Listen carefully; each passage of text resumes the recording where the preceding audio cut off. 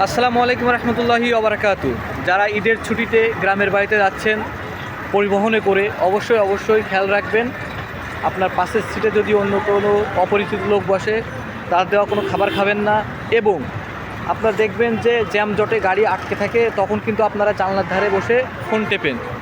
আর ঠিক সেই সময় যারা পোলাপান, ডেন্ডিকর পোলাপান, টোকাই পোলাপান, তারা কিন্তু আপনার সে কথা বলা অবস্থায় কিন্তু সে ফোনটা হাত থেকে ছিনিয়ে নিয়ে চলে যায়। আপনি তখন চিল্লাচিল্লি করেন, কান্নাকাটি করেন।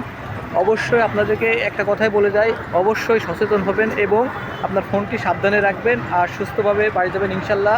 দোয়া করে আপনাদের জন্য, আমার জন্য আপনারা সবাই দোয়া করবেন। অবশ্যই সতর্কতা অবলম্বন করবেন। হয়তো সবাই আনন্দের মুহূর্তে আছেন, আমার এই কথাটা অবশ্যই একটু মনোযোগ দিবেন, কারণ প্রত্যেকটা ঈদের সময় আমি দেখেছি এই মোবাইলটা হারিয়ে যায়, ব্যাগ কেড়ে নিয়ে চলে যায়। অবশ্যই ভিডিওটা প্রচুর পরিমাণ শেয়ার করে দিন। ভালো থাকবেন সবাই, সুস্থ থাকবেন। সবাইকে ঈদের অগ্রিম শুভেচ্ছা। ঈদ মুবারক।